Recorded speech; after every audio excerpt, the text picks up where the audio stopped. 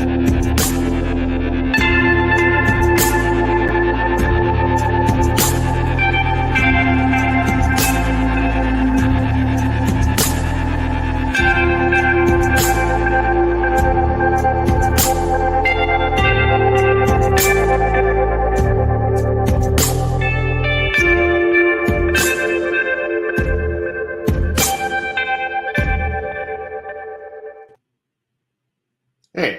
there we are. We're live, huh? Like it. There Good we intro go. music. Yeah, sweet. Maybe we'll sing next time and have like a little chorus. No. All right. I'm out on that plan, man. All good. Everybody, thanks for joining us today. We're going to talk a little bit about topic really being from procurement to profit, better strategies to source and quote reliable carriers. Before we kick off, I want to just kind of mention some housekeeping things. These are topics that we've all experienced. I've booked freight, Matt's booked freight. We know how it is, and I think any sort of collaborative tips, comments, or strategies that you guys want to share, maybe something that you're doing, or if you're one of our customers, maybe share some tips and tricks that you've found to sort of gamify your experience, and kind of include that in the comments as we move along here. And at the end, if you have any questions or through the process, I think Matt, the last time we connected on LinkedIn, we had like questions throughout, and it totally took us off the path of what we were looking at. So if y'all have any questions, love to answer that. It's always fun to kind of throw a wrench in things. So feel free to do that. See if I need to present my screen. Oh, there we go. Look at that. All right. So the agenda here, we're going to talk about first is kind of some trends that we've seen here and at the end of 23, looking here at the first early half of this quarter, then trends kind of both from the pricing side and capacity piece, then a little bit why we decided to kind of integrate and collaborate together, what our customers were looking for, and some, kind of how we approach this experience together with our customers. Then some pricing tactics, I think from Matt, probably share a little bit of insights and some charts and things to kind of save you time and protect your margin at the end of the day. Then we're going to get into a little bit of procurement, a procurement approach to build up a reliable carrier base to really control costs, mitigate that risk. Then we're going to kind of have an inside look at both sides, kind of how Cargo Chief Capacity on Tap works with Greenscreens, and the other side, how Greenscreens works with Cargo Chief. Then at the end, I'll get into some Q&A. So Matt, thanks for being here over with Greenscreens. Why don't you tell us a little bit about yourself? Yeah, first off, thanks for having me. And to your comment earlier about last time we got a little derailed with questions, I think that was awesome. So we'll see where it lands today with the audience at play here. But Matt Silver, nice to meet everybody. The Matt Silver, since there is another Matt Silver in freight. I am not of the Coyote heritage running around Chicago. I'm out here in beautiful, sunny Arizona. I think it's like pushing 80 degrees out there. So apologize to anybody in a winter storm. Been over here at Greenscreens for just over a year. But like Chris mentioned, got a big background in booking some loads. I think at one point I had like 400 freight brokers working for me at one of my logos. And I've done a couple startups and managed to get myself over to the freight tech side of the world. And I think Chris probably feels this, but we sleep a lot better at night. But nonetheless, we're using all of those nightmares from our past to try and make everybody's life a little bit easier, both in the brokerage space and for carriers out there alike. Yeah, for a lot of those that catch us there on social, we have a podcast, Get Freight to It. Me and Matt are always out there. I don't know if we've had you on there yet, but we need to get you on there. But we're happy to be there.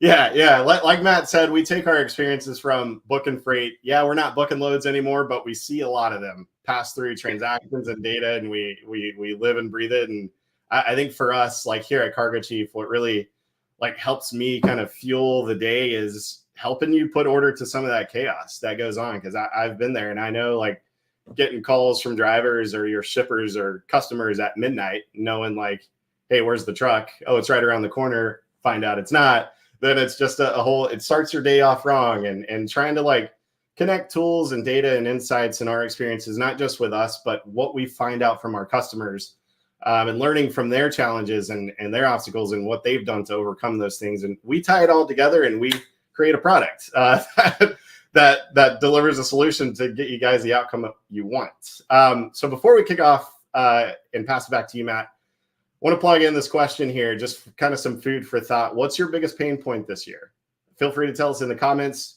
If you get anything from our conversation today, reflect on that. What the biggest thing that your brokerage needs to improve on and what you're doing differently to get that outcome that you want. I'll tell you from our side, the number one thing that we hear when people are coming now, heading into 24, is revenue growth. And whether that's like load counts, they want to double in revenue, they want to get, I don't know, another 30 million in revenue or whatever target that is, they don't often have that strategy or tactic to actually get there. So when you think of it, our traditional methods with spreadsheets and load boards really cutting it? I don't know, maybe not. Ask your sales team, what are they doing differently this year to sustain that growth that you guys are looking for? Then what about your ops team? Every role from sales, ops, and accounting, and we talked about this at our Game Changers event with a couple of customers, every role has a part in that revenue generation. When you think of how are you going to tie that strategy from the accounting rep sending an invoice to a shipper, how can that turn into more revenue? Just thinking about like, what's the opportunity cost of doing what you're doing today versus what you could be doing to put more freight on the board. And that's sort of why we partnered with Greenscreens. You know, the first thing aside from products, we wanted to work with someone that works like us. We're extremely collaborative in the way that we approach our customers and the goals and outcomes that they want, and learning through the experiences of maybe not just like us as a vendor, but also how they're working with their TMS. Like, how can we improve that experience between, you know, not just us, but also with another vendor? Yes, we have competitive differences sometimes. Like, we have a rating engine, so does Greenscreens. They do it a lot different than what we do, and our customers crave that. And that's sort of where the opportunity was for more pricing insight to help our customers win more business. And at the same time, meeting them where they're at. Our customers really wanted a place to kind of pull in both applications in one rather than having to hop through screens. Maybe it's all in their TMS, or maybe they're looking for capacity on one side, but also need more rating and intel to tell them what they're going to do. So that's a little bit about us. So I guess, Matt, want to pass it off here to you. Try to change the slide here. I'm not very good at PowerPoint, but there we go. What have you heard, I guess, being a problem for companies, I guess, here in the early part of 24, and kind of where are they focusing on looking ahead? Yeah, and you know, to address some of the comments that we're seeing coming through right now. So margin compression, right? First and foremost. Also just downtick in rates, downturn. I won't even say downtick, massive downturn in rates. But you know, none of that is me saying anything everybody on this call hasn't heard echoed from every corner of the freight universe for the past year and a half, right? We've watched rates come down from historic highs, right? You can see it in the charts here. And just to level set on what we're looking here, since a lot of the slides you've probably seen from other companies in the market talk about rate per mile, we're looking at percentages above and below a baseline point over this period of time. So we're actually looking back here over about 6 years, call it 5 and change.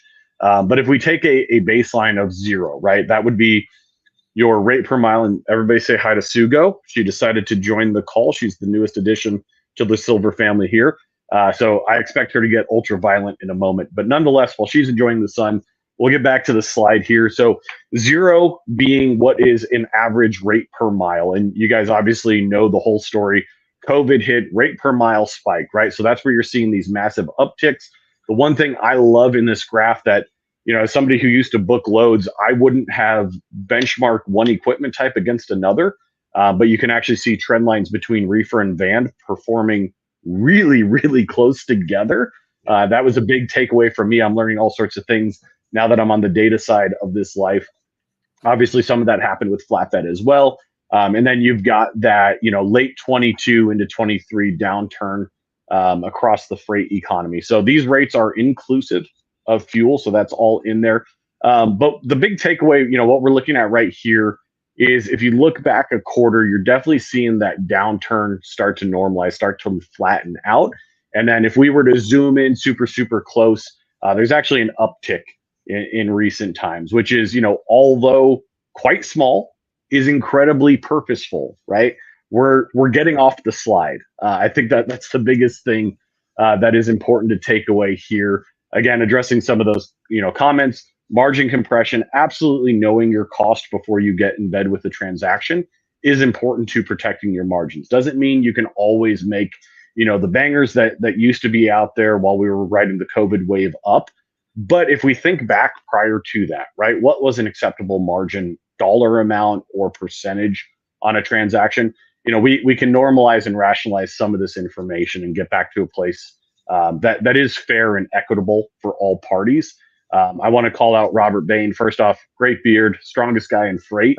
But his biggest tip, and I can't echo this enough to enough people, is treat carrier sourcing the same way you treat client sourcing. Target your key players, build actual relationships that involve give and take, and look to succeed together. And I think that's a piece that has been forgotten as times get tough, right? Sometimes we abandon certain relationships because there's different expectations with respect to what we can pay and what we can earn on a transaction, being fair to everybody involved. And I absolutely am sympathetic to the fact that it gets tough, especially as things squeeze, as rates compress. But again, the earlier you have insight into what is happening, the more you have products that look forward rather than backwards, the better you're able to respond in real time to these market conditions, because they're not happening month over month.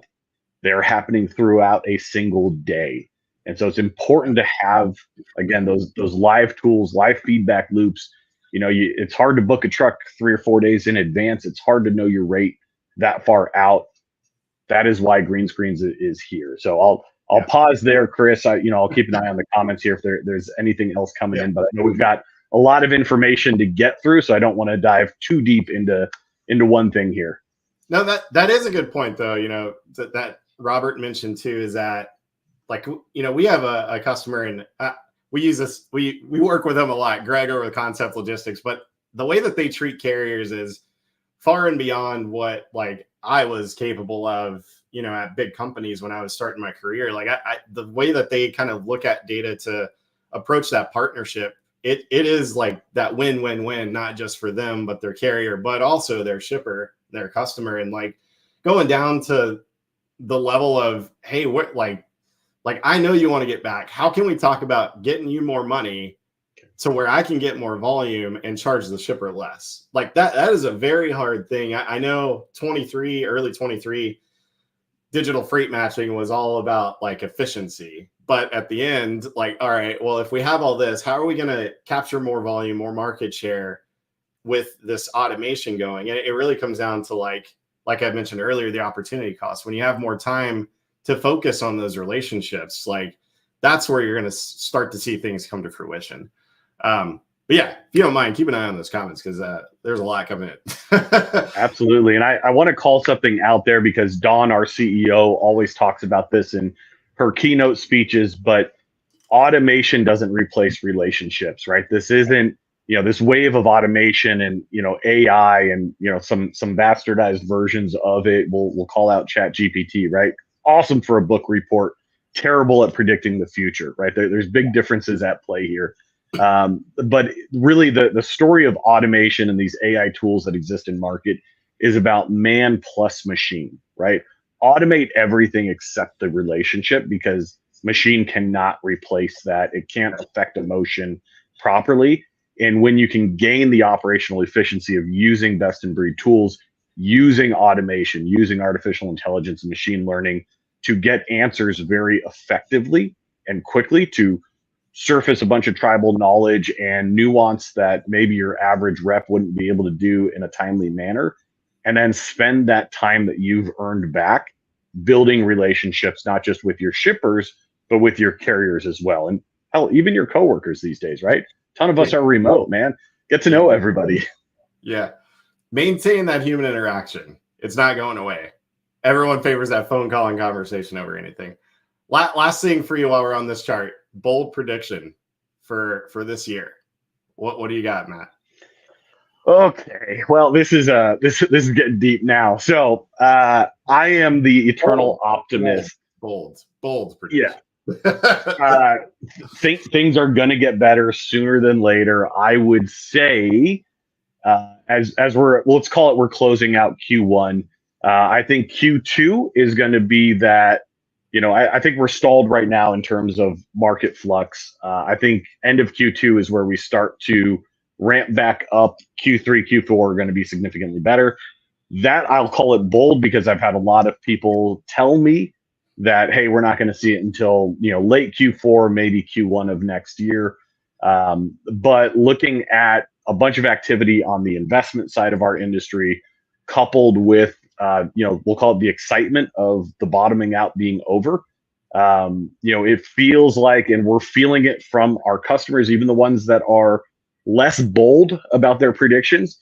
We're seeing their activity with onboarding new technology, retraining staff, even upticks in hiring, gearing towards a faster turnaround than I think a lot of people want to talk about publicly.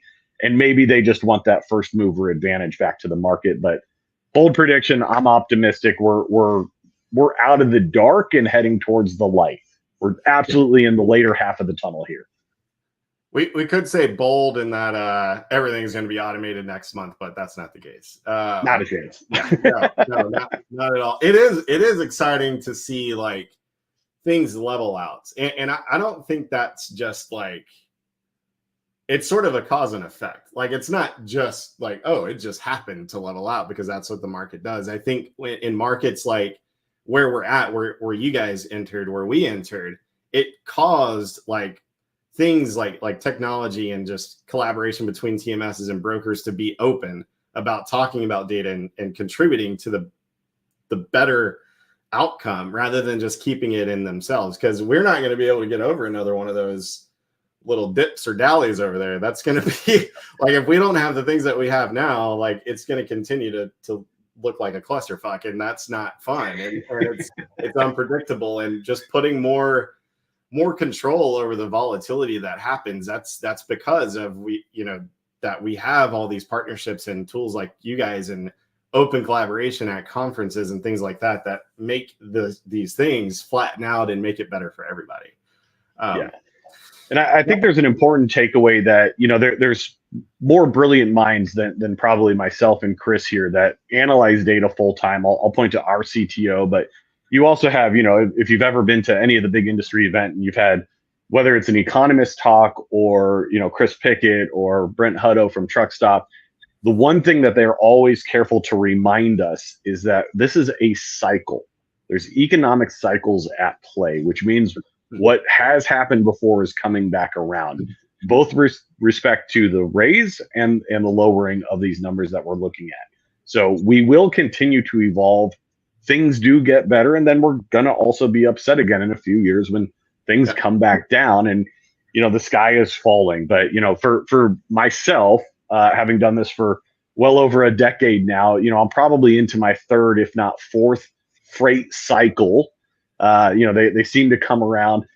Maybe the peaks of the waves and the depths in between those waves are changing, but nonetheless, much like the ocean, the waves keep coming at us. Yeah, it's one Texas winter storm away. Is all it takes. That's all it takes. I want to look at some things from a procurement lens. So, sort of supporting what Matt was saying and what's helping this curve flatten out. Really, like, when we look at things, yes, we have automation and stuff, but when we dive into the usage side here into 24, when I mentioned like revenue has been the big thing here and challenge of like, how are people gonna grow? When we look at trends that we see and what supports procurement and pricing and activity that goes on, we looked at a set of the last 90 days compared to the 90 days prior to that.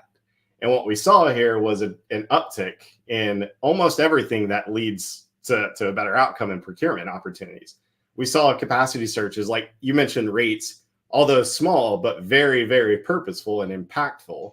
Capacity searches, same thing. That means people are looking for better quality. When low volume is the thing here, like, you got to do everything that you can to be more selective on that carrier quality. At the same time, yes, we have our own rating engine too, but when we look at just like the quick view of what a current rate is, that also went up. So people aren't just like, here's the rate and going to quote that out. The people that are really overcoming these situations and challenges are using these data insights to have more visibility into what the current market's doing, where it's going, where it's been, But then also even looking at recent transactions that have actually occurred across the network that we pick up on, and that went up as well. At the same time, when we lead that into a procurement strategy, we have a workflow that we call projects, and we'll show it briefly a little bit later, but that went up. And that's usually a cycle too, where a 90-day, 60, 90-day period, people will create projects for those bids, those RFPs. Maybe it's lanes they've already got and they're trying to improve margin or go through their next series of carriers and set up waterfalls or whatever it is. That starts. Then when they come back to it is continued procurement over the next cycle. So it's like when we see these sort of trends go up, it supports kind of the theory that Matt has said, that like it's balancing out now. And this is what we see because these companies are doing these activities. That's sort of what supports kind of where they're headed into 24 and overcoming those challenges of revenue growth and whatever it is that's knocking at their door. Matt, I think I'm gonna take this down now. Let's see how can I take that down? There we go. Oh, look at that. Look at that. Our great choreographer over there, Jesse, helping out with that. But Matt, before we kind of get into the product, I want to share some stories, I guess, that we've heard. I know you have a lot of success stories. We can share some too, but what's really kind of hooking people in right now, and what are your customers really getting excited about? Yeah, so the big excitement, is as we've more solidified ourselves in market is really looking forward. And I touched on that a little bit in the past, but there's incumbent tools in market that a lot of our existing customers and new customers that are coming to us, they're using something that's been around for 20, 30 years. They're used to pricing freight a certain way. They check one matrix, they check another, and really they're just looking at indexes of what happened yesterday, what happened last week, last month. And, the year over year, I would argue anybody on probably isn't all that valuable. The companies that have done it best really just look at recent times with respect to directional changes, add in a factor of inflation for a long-term bid, and you're pretty much off to the races. It sounds very simple. I know it's wildly complicated, which is why we have an entire team dedicated to digging out all of this data. But we're getting a lot of success, and we're hearing a lot of stories about our customers being aware of changes that they didn't know about. They wouldn't have spotted in their normal, data analysis, and they're saving a mountain of time not having to put actual labor into figuring out what is going on. Am I directionally accurate? I've got a great customer and I've got a great carrier, and we're just, we're doing 3 of these loads every week and life is good. But we're having customers catch things like, oh, we're actually overcharging or we're undercharging, right? And we can be fair, again, to both sides of the coin, both the shipper and the carrier, by adjusting the rates, maintaining a fair margin, right? I'm always going to preface things with fair. I would never suggest price gouging. But, there's brokers who are great at certain lanes because of relationships they hold, or the shipper type, commodity type obviously can play into that. But a lot of our customers are really starting to dig out through the data set. Where am I not effective, right? What are those lanes, equipment types, regions, however you want to dissect it, that I really should probably just abandon those types of loads, because naturally those are the ones that eat up your labor, right? Your team spends the most time covering the worst load for the worst margin. I'm very guilty of it in my past, right? We would assign 10 brokers to hammer out this urgent load or a first-time opportunity with somebody, and it's like, cool, we just burned 3 hours of manpower to make $50. Yeah, and we answered the phone 200 times, and we probably locked up our phone system so people with meaningful business couldn't get through, or somebody couldn't reach accounting to make a payment. So we're hearing a lot of these stories just about like we'll call it the things we anticipated as a company when we put our thesis together of who we wanted to be in the marketplace. But now we're getting a lot of customer validation around how they're using the tool, how they're interacting between our platform and others like Cargo Chief and some of the others that are in our platform. And then the unexpected efficiency gain of being able to not have to pivot to another tab, not have to log back in somewhere, not have to manually enter the lane for the 87th time that day. Like, they can just click and get the data they need as quickly as you can push a button. you said something earlier that reminded me of like our onboarding approach. When we talk to kind of prospects and conversations with brokers, everybody knows their marquee customer. Like it's usually your staple customer or your marquee carrier. Oh yeah, I book that guy every time. Like, but all right, so that's what, 5% of your carriers right there that you're sending that to, and what, 3 customers of 100, 200 shippers that you have. Like what about the rest? Like, your load to carrier issues. Like we talk a lot about that, and how do we, like a lot of reports that are out there these days, people are still using spreadsheets and trying to use like Power BI to like create a lot of things that maybe it's not necessarily actionable, but at the end, like what's that tactic? What's the strategy? Like I said earlier, people have these goals of 30 million in revenue growth over this next year, but all right, great. What are you going to do differently versus just hustling and cold calls? Like, is it going to be the same thing? Like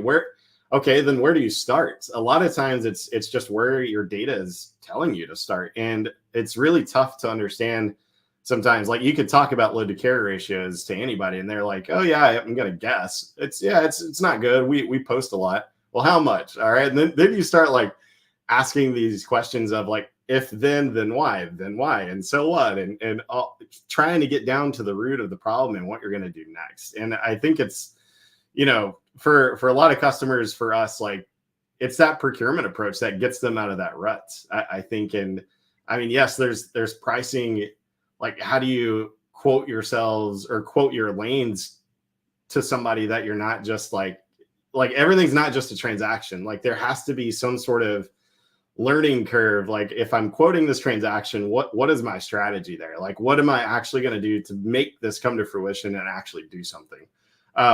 I don't know what any strategies that you see that are more successful for like customers when they, I don't know, look at a rate with green screens or reporting or anything like that.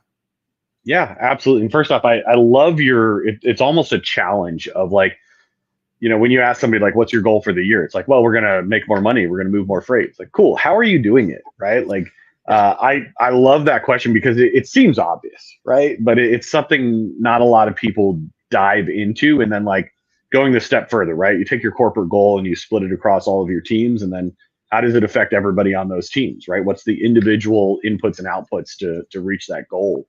Yeah. But the biggest thing we're seeing right now is this push towards automating pricing as much as possible, right? There's brokers out there who still get, the load lists from a shipper and they're going in there and they're manually searching each one. And then there's brokers who, before the first body is in the door and the coffee maker is started for the day, they've got automation tools that are going out to bid boards on their behalf and quoting loads, margin included, to as many shippers as possible.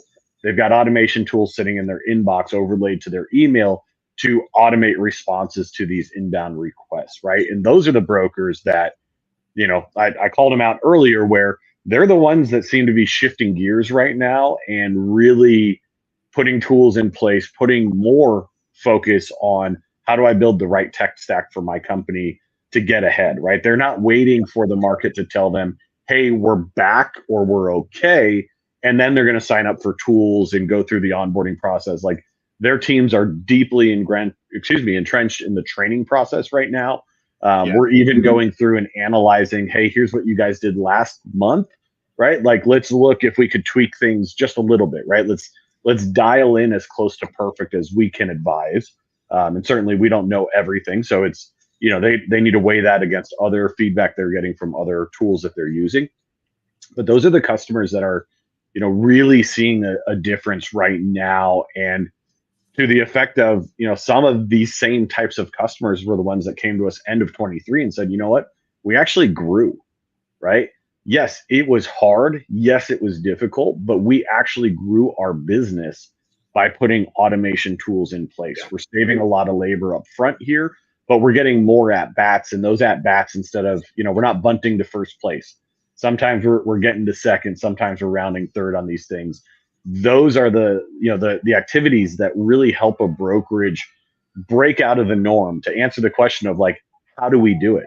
We do it by implementing technology. We do it by implementing corporate strategy. right? Like one of the things I've learned in my past is like you can make a ton of margin or you can move a lot of freight, right? Those two things don't go together all the time, right? So you're not going to move a ton of freight at a lot of margin, but what is that balance point that is appropriate for your size operation that you can support and scale healthy with, and you can still make a little bit of money, get by. Everybody's busy enough. Yeah, that's really important. Like scalability.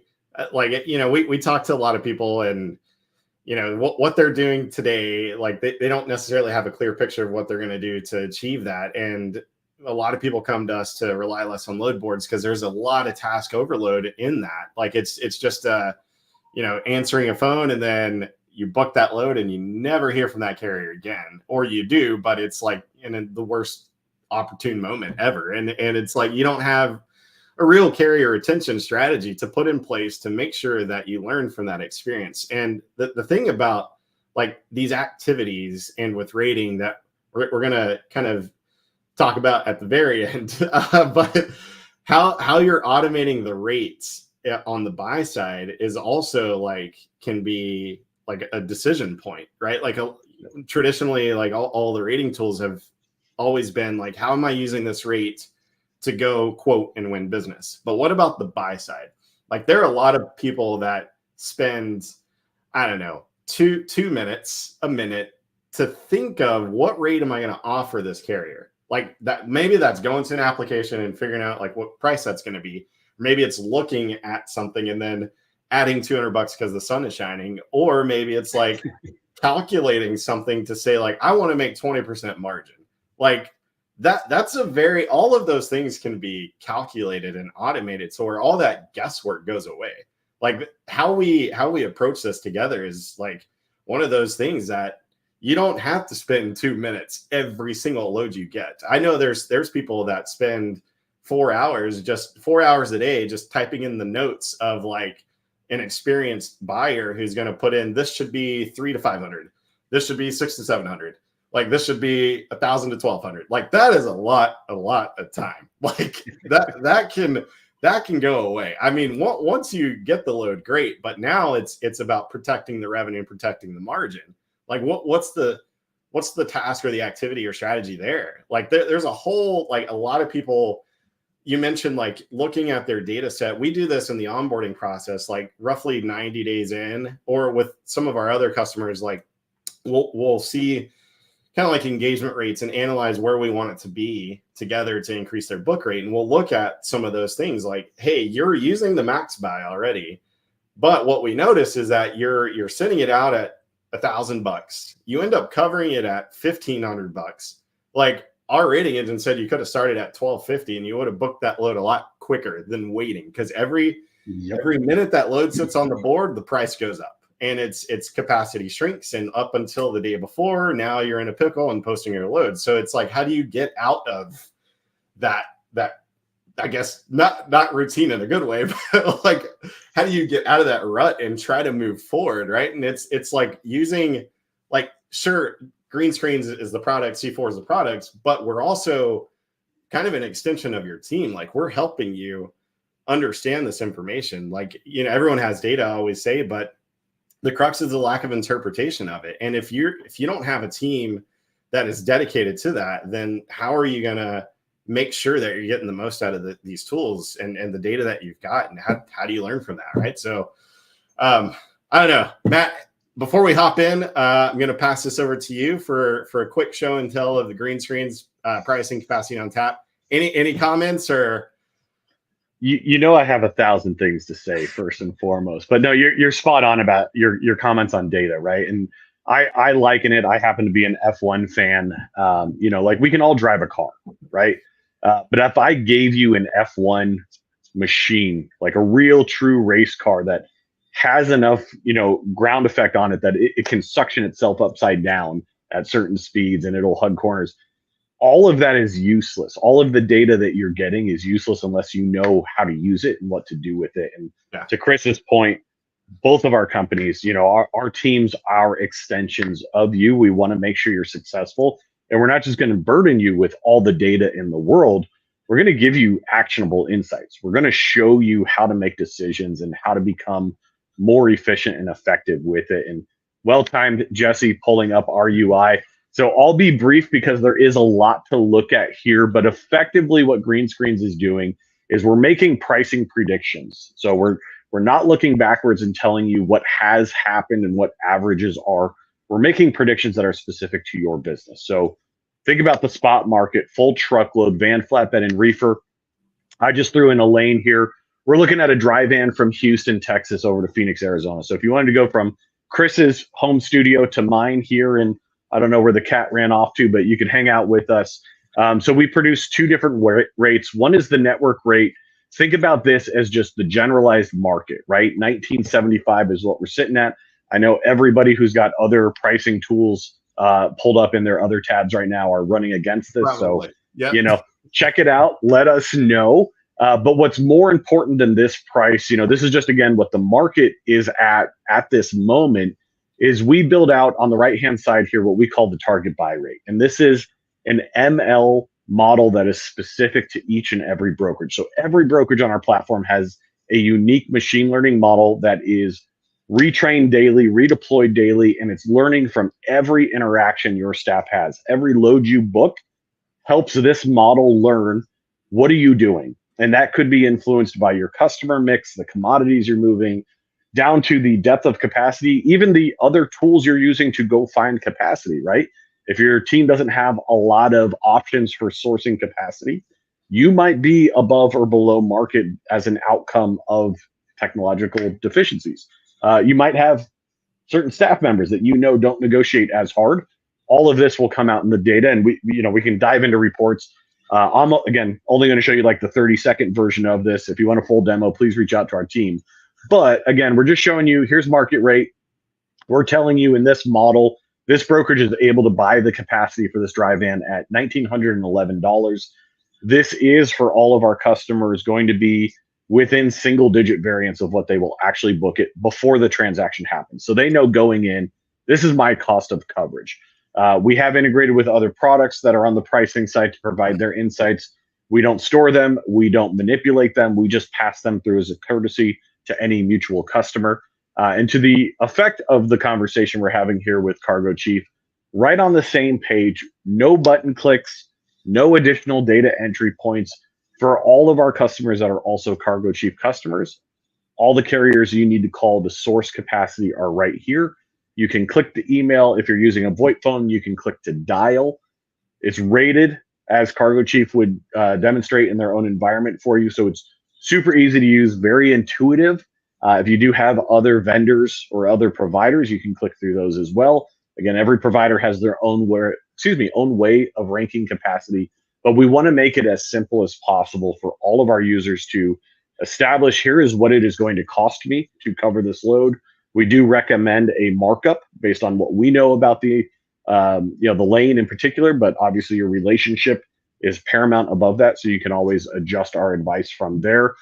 We always suggest making that target buy rate, again, what we're anticipating you going to pay for coverage. Use that as your max buy if you're going to socialize this through any digital freight matching network. Make it easy on yourself. Yeah, it's we when did we launch this partnership? 90 days ago, something like that or so? And we almost exactly 90, yeah. Was it? All right, there we go. So good count. We've had a lot of customers already, like, just having that screen next to what they're doing, like just getting a quote. Because one of the problems I think with I'd say like load boards is that ghost posting is a real thing, and people do that. But I mean, there's not really another way. I mean, there can be, right? But it's like when you have, like you said, that market rate, or if your shipper says like, hey, what can you do? Like going through the steps to put that order into a TMS as like a subject order or whatever it is, that's a tall task. And even if you're just putting a quote in a TMS, like as a quote order or something, like that's still a lot more clicks than you may have time for. A lot of shippers are just like, who's going to be the quickest, or what's going to be like a tangible rate with a truck. And like those buttons, like just clicking it and not having to select about things like you're talking about, not just like in-network carriers and doing more with that carrier reuse, but also carrier expansion, like a little bit more secure way to do that rather than just like posting a load and getting a bunch of calls. And when you talk about like your brand and your reputation, if you're that broker known for like, do you really have this load, Mr. Broker? And like it can cause a lot of a big strain on that relationship. And it's just really incredible to see how, I guess, customers are using that and where it's going to evolve to. Yeah, you brought up a really good point around ghost posting. I'll pick on myself on this one. I was part of an organization that was pretty quick growing, and we got a really bad reputation among our carriers and carriers who saw all of our ghost posts. Right? If it was maybe a Dallas outbound or Fort Worth, we were posting 9 different cities around, and we were fishing for rates, and we maybe, I don't know, would get the weight wrong from time to time. Not unique, right? But carriers who are on these boards frequently, they see trends, they recognize names, and you don't want to be associated with that type of activity because it's going to make the transaction process harder. And I do want to address one of the questions that popped up when we did our quick little screen, but just, I love it. Pain in the ass question, right? If we were to call all of those recommended carriers, what are the odds one of those carriers would agree to the 1900-ish as the buy rate? The odds are actually incredibly good. So I glanced over it, and I apologize again. Our team can give a much more thorough demonstration, but we do publish what we call confidence rate. And our confidence rate, again, this is just a mock environment here, but you'll see confidence rate on the target buy rate is 97 out of 100. And this really is a complexity score. How hard are you going to have to work to get coverage at this price? And you'll see this brokerage being modeled as 97 up against the market at 78. So for the general market, it's actually going to be difficult even at the 1975, reasonably difficult. For this brokerage, the reflection of it being 97 out of 100 means that they probably have delivering carriers in the area. They've engaged with a lot of carriers that we've seen replicated transactions on in the area. So high probability that, like, I would tell anybody on my team, you never post a load that's in the 90s for confidence, right? You call your top 5 carriers, offer it to them. You could email it, you could text it, you can do whatever you want, but get in contact with your regulars before you go fishing and onboard a new carrier for that. This actually should be quite easy. And again, Dave, I know I didn't do a big, deep, thorough dive on that, but again, our team can take you through that journey. We can also surface, there's another segment of our site that will surface out and actually aid with some of the data coming from Cargo Chief of who's done this for you recently.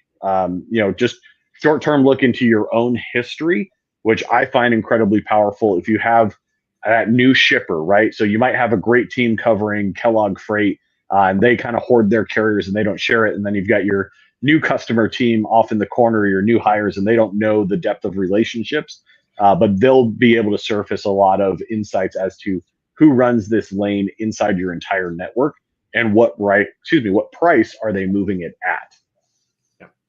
Yeah, I think we can probably, I could piggyback on that inside of C4 actually. So two answers to that question, because it does apply to like an automation side too. I think I need to present my screen. I don't know. Oh no, Jesse's got it. There we go. Sweet.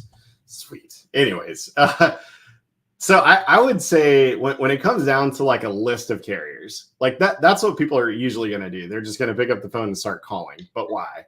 Like if those carriers that you called, and let's say 5 of them didn't answer, like that's 5 calls that you just spent time on. And back to Matt's comment of reaching out to the carriers that are already set up with you or that run that lane based on some network approach, that burden becomes a lot less if they reply to an email in an automated way or they engage with you right to your TMS versus you having a list of 100 carriers to call. If we send out, a load offer to 100 carriers and you got, 10 options back, like what's the difference there? Like, well, you saved a shit ton of time rather than going through a list to call a bunch of carriers. So there's that layer of like, start with what's your approach to get that 1900 or to find that rate a lot of times there's a lot less risk for both a carrier and a broker. If that carrier is already set up with you, that carrier's gonna rather work with you rather than going to spend time searching on a load board, finding a random load with a different broker. So there's a lot of ways that you can look at that. And I think, how it sort of goes into how we tie in our capacity and our rates. It's really based on the transaction. And as soon as those loads get booked across the network, it's processed immediately. And that helps us tell you guys a couple things, not just where the market's going, not just where it's been, but also what lanes these carriers actually run with real brokers, real freight going across the network at a certain degree of frequency, whether it's every day, a couple times a week, every Monday, Tuesday, Thursday, whatever sort of frequency we see, that sort of gives you more confidence into which carrier you're going to spend time with rather than just calling an everywhere carrier off of a load board. I've had my fair share too. So middle of nowhere, Decatur, Illinois, trying to 60 calls every Wednesday to go from Illinois to nowhere, Pennsylvania. It's difficult lanes out there, but there's a better way to do that. And that's a little bit kind of how we build out our capacity. On the rating side, what's really helpful, and a little bit what Matt talked about, when you're trying to get a quote, whether it's, on the pricing side to your shipper or just trying to see where the lane's at with carriers, at the end of the day, that carrier is going to have that rate in their hand anyways.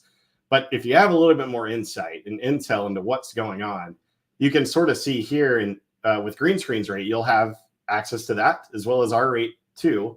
But the difference here that you'll have in an application is really like being able to see on a transaction level what people are actually paying. All of that tied together is going to give you a little bit better idea if you can be aggressive on a rate or not. Even as these loads come in, a lot of times you'll see pre-book data, meaning for, this load right here picks up on the 24th. What is that, like Saturday? I don't even know. But having information on this, like somebody's already booking this load to pick up a couple days out. And that gives you a little bit better intel of like, can I price this at 13 or 14, or do I really need to stick to 18? Sometimes you can even share some education with shippers. If you guys have that sort of relationship, let them know that like, hey, this really is what carriers are charging. At the same time too, knowing what your lane density is across a network where, at any given point, we've got 100 carriers that can run this lane. When you look at sort of like what you have in your database, changing that filter, you've got 36 carriers. Like, did you really know that you had 36? Probably not. People usually say like, oh, we don't have anybody, or it's like we've got our top 3 guys. But if those aren't available, what do you do next? It's usually posting the load when there could have been real opportunities here inside of your network. You just never really knew that they ran those lanes. And that's really kind of the step to procurement that we take. That's under our projects workflow. Talking about procurement to profit, this is really where it starts. We guide you through which projects you should be building, whether it's a waterfall approach. If you've got like clusters of carriers that like, hey, you run this load 40 times, but you're booking 40 different carriers, pretty much a 1-to-1. That's where we start to build a project. There's no reason why you should post that load. Like having the data to tell you like, this is where I should start my waterfall approach. You probably have like your top 2. But a lot of times people will either call those guys and they don't answer, or be like me and I'd call them at 10 a.m. and they're like, Chris, if you called me at 3, I had a truck for you. But I didn't call them because whatever the hell else was going on in logistics that I didn't get a chance to. And that started to create a void in relationships. So when you think of projects, like there's a lot of ways to use projects and capacity to sort of commoditize it to go and get new revenue on the board and try to like think of ways how your operations team can help support your sales growth. Because if your sales team is just out there cold calling and hustling and, hey, do you have a load? Hey, do you have a load? What does that conversation look like if your ops team said, hey, I didn't see those opportunities out there. Now I see them. Because the worst thing for a carrier rep is to not have a load to cover. And if they have those opportunities up there and they can come back to your sales team and say like, hey, I saw you had this lane. We've got 10 carriers. I can run this at 1,200. Can we go get that business? Now, when you're talking like from a sales rep, rather than just a call checking in, do you have any freight for me? Like if you're coming back to them and saying like, hey, I know we lost out on this bid last month, but now I've got carriers that can do this at $1,000. Do you have any more business there? And then you're talking about, your shippers are bidding on a project just like you are. And if you're able to create revenue for them, creates revenue for you, they're going to look like a star out there. And that creates that win-win-win for everybody. But it's just, how are you using sort of like these different roles in your company to support that sales growth? At the end of the day, it's a sales-driven organization, but how are we like thinking creatively with a better carrier sourcing strategy, or even a better rating strategy, like both on the quote side, but also the buy side? Like where are the inefficiencies at the bottleneck? Where can we reallocate resources to try to promote that sales growth? Because everybody has a play in that revenue generation. And if you guys want to kind of catch a more in-depth look, happy to show you. There's a lot of buttons I can click. Don't really want to do that. So it's kind of the theory behind capacity, pricing, and projects that kind of leads to procurement. There's one last thing here. I see a couple comments before we get to those. I want to talk a little bit about the last part of, see if I can do this. Sort of another layer of our integration together. So with Greenscreens, what we have when we talk about capacity matching, digital freight matching, and automation, when your load hits the board, that's when the clock starts ticking, and that's when you should really start to pre-book. A lot of times people get hung up in that rate side of like, what am I going to offer to that carrier? How we've sort of evolved, I'd say that digital freight matching from last year and the year prior is that buy side, where you may use a target pay or a max buy in your TMS, and that's the rate that you guys always use. Granted, sometimes that's somebody thinking in their head of what rate am I going to plug in there? A lot of time to calculate. The other thing is maybe it's I've got 1,500 in the load and I want to calculate out like 20% margin, send that rate out. Again, somebody's probably got a calculator and typing that information in. All of that stuff can be automated. Inside of C4, how we add a layer here with Greenscreens customers, if you've got that target pay or you don't even have a rate, we can use our rating engine, whether it's a fixed rate, we can use like a percentage of it. If we said like the market's at $12.50, let's take $100 off and send that out. If it's whatever sort of combination you want to do, and it's all automated. The other side is if you're really consuming a lot of data from Greenscreens, you can actually use their rate too on the capacity matching side. The other layer here is you can use a blend. What we see a lot of customers doing is, we have another partner, Tabby HubTech, and they use a blend of rates on the quote side that helps them increase the loads that they're winning.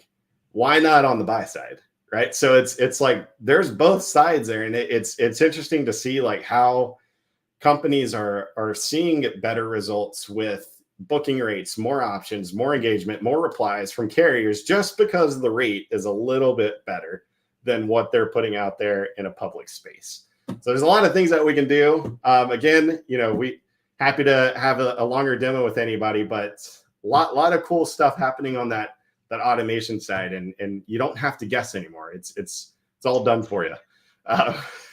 So I don't know, Matt, any comments on this last part before we kind of move along?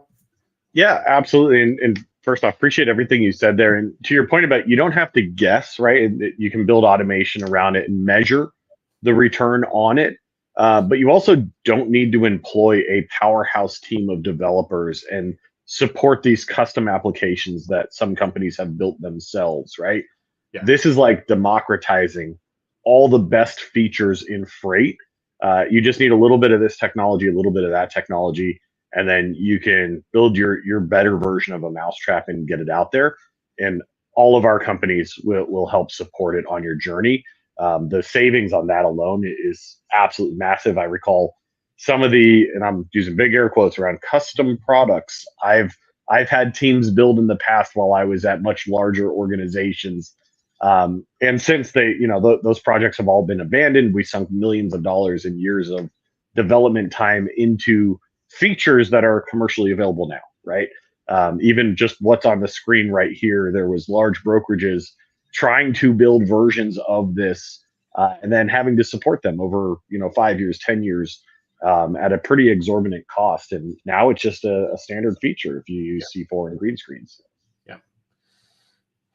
There we go. So That's about it. I'm going to kind of wrap up here with any other questions that anybody has. Just kind of our good pal over here, Greg Finnerty over at Concepts. I could probably read it for y'all. He uses the combination there of green screens and C4. Very, very insightful in how they approach carriers. It's not just, sort of the comment I mentioned earlier. It's not just like get a load booked and move on and never work with that carrier again, but it's also like, how are you using rating to improve that relationship with your carrier? Like, even if, there's a lot of data that's out there. Like, even if a load gets sent to a carrier, how long did it take for that carrier to reply? Like, that's a real valid data point for somebody. Like, was my rate just dog shit and you didn't want to book with me? Were you shopping other loads? Like, if that's true, then like, how can we look at like where the market's going and where it's been? Like, there's a lot of other data inputs that can tell you, different ways to think of how you can build that relationship. And I'm sure Greg is always open to talk to anybody if y'all are ever curious in how he uses green screens and Cargo Chief together, not just with pricing, but automation and procurement and everything there. Any Q&A that we want to kind of get into? I don't think there's any more slides. I think that's pretty much it. And Chris, while we're just waiting on to see if there's new questions that pop up, I wanted to hit on something that you just covered. And I'll avoid technical terms like dog shit, but there are some terrible loads out there. It's actually one of the things I find really, really interesting sitting in the partnership seat, whether it's at a conference or a lot of the inquiries that we get inbound from other technologies is actually from tools that are aimed at helping carriers make decisions, right? To the same effect of a broker wants to know what to price a load to the shipper and what to offer it at to a carrier, where to engage with digital booking. Carriers are also trying to figure out, what should I be earning, right? Like, the blanket statement is everybody wants more. The reality of it is like, carriers they're the only ones under a time crunch, right? They're the ones dealing with hours of service. We are not. Brokers are not, right? We're able to sit here and grind it out for hours if we need to. These guys need to spot a load that gets them to where they want or need to be. And then they need insights that tell them, is this fair? Is this reasonable? Right? And then it's their job to try to negotiate up, and it's the broker's job to try to negotiate down. That'll never change.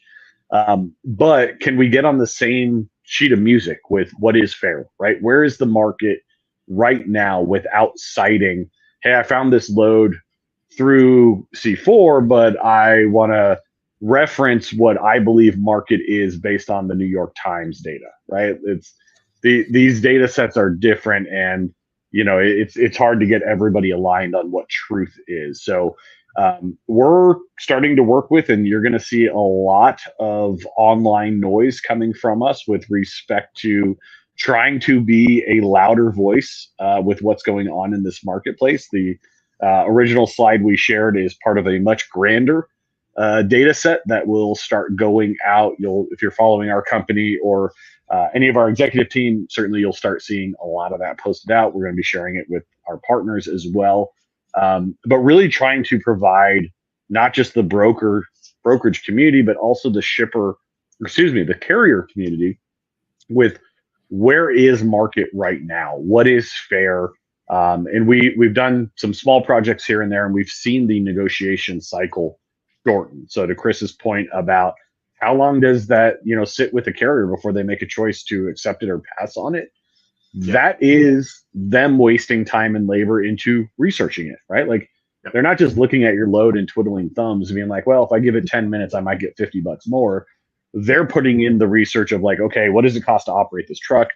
What's my efficiency per mile in earnings that I need to overcome? And then am I on the right side of that and I can take the load, or am I deficient to that? And then are there other opportunities in front of me? So we're going to try and help out that side a little bit. Obviously we would never do it to the detriment of our brokerage community. That's who we're here to support. But it is a benefit to the brokerage community too, if carriers know what is fair and reasonable. Yeah. I'm going to try to break down this question that David had about kind of carrier capacity if it sort of muted the effects of going to the spot market. And an example, posting every time and covering it at the current rate without consistent carriers. Trying to break this down a little bit. We had a customer that came through, and it was like some short haul lane, Wisconsin to Illinois, that everybody wanted, everybody. And when they posted it or even pushed it through automation, like it caused a lot of traffic. And like, you know, everyone has those loads where it's like Houston to El Paso or Houston local or whatever it is, that's a really, really hot lane. Everybody calls in. You've got like 20 carriers calling in on hold, and it just creates a really big problem. Like one of those, like you mentioned it earlier, Matt, like you guys were posting loads and like you could have missed like somebody trying to pay you. And like that can cause a lot of friction between what you're trying to achieve. I think like approaching that is like, you don't necessarily have to go to a load board for those lanes or even push everything through automation. Like that's the great part of about like waterfalls that our customers use. That was our particular solution for these guys, where like you probably have like the top 2-3 carriers already that are going to take that load. But if somebody posted it out and caused frustration for somebody because like they didn't want that load posted, well, we can set up a workflow for that to say like anytime we see a lane like this, it goes to these first 2-3 carriers. They get that first right of refusal before it goes to anybody else. Now, granted, like, hey, Mr. Carrier, if you want this load every time for this price that I'm willing to pay, like you got to book it within a certain amount of time, or we have to go somewhere. It's really just thinking about what's driving you to that market rate, or what's driving you to post that load. Is there a way that you can kind of limit that? And, you know, I trying to understand, like, you know, does it have an effect on the spot market? I'll say if there's less loads out there that your carriers aren't seeing, they're going to start coming to you, but you guys got to go to them first too. But at the same time, you got to have enough information to tell you where you're going to start. You don't just like go to, all right, that's our strategy, we're going to all of our carriers first, because the next day it changes and you go back to what you were doing. So it's like you got to have kind of a blueprint to tell you where are you going to start at and roll it out and work on that plan. Yeah. So I don't know if there was, I think I saw another question about some rating data. Something about like, do we know that if like rates are going to be watered down or inflated? It goes back to like, you know, the confidence score that Matt mentioned, trying to use as many data insights that you have at your fingertips to try to understand that confidence in that rate that's showing. Because sure, you could look up any rate and it just says 4,500 and you go quote with 4,500 and you're upside down on a load, or you lose it and you have, maybe your shipper doesn't give you any insight into why you didn't win it. Was the rate too high or wherever that was? It's just trying to give enough information to that customer. And I would even say like the outcome that you're looking for is to win that business, I would imagine. But when you go to them, does your shipper really just want a rate? I doubt it. They probably want a lot more. And if you find out like what's causing them to send that load out to the spot market, like where is that? What's that coming from? Like, do you actually have 10 loads that are coming over and this is your overflow? Or like, is it a CPG customer or produce and you're having a lot of spoilage go on and your current provider isn't working for you? Like, is these conversations that you have with shippers, they're going to understand where your rate's coming from rather than you just kind of sending a rate out and what's forcing you to that spot market. What else we got here? I guess we're kind of over. That went fast. I don't know. Matt, you want to have any closing comments here as we wrap up? Yeah, just a couple things, because I don't know that we got to the depth of answering some of these questions. So, you know, for anybody, and, you know, David, love to talk to you, not even about green screens, just some of the ideas about, you know, should you go to the spot market? I've got a lot of thoughts and opinions about these types of things. Happy to connect and chat with you. Just reach out to me on, you know, LinkedIn or silver@greenscreens.ai. I'm always available there. But thank you everybody for attending. You know, again, our teams would love to dive deep click on all of the buttons in both of our environments. I think Chris pointed that out, that, we could be here for days if you wanted to click all the buttons and see all the reports and dig deeper and deeper into all of it. But nonetheless, appreciate everybody taking some time out of the day to join us here. Yeah, I second that. Thanks, everybody, for your time. And you can reach out to us on LinkedIn, social, or check us out at carhf.com or greenscreens.ai. And we'll be in touch. Y'all have a good week.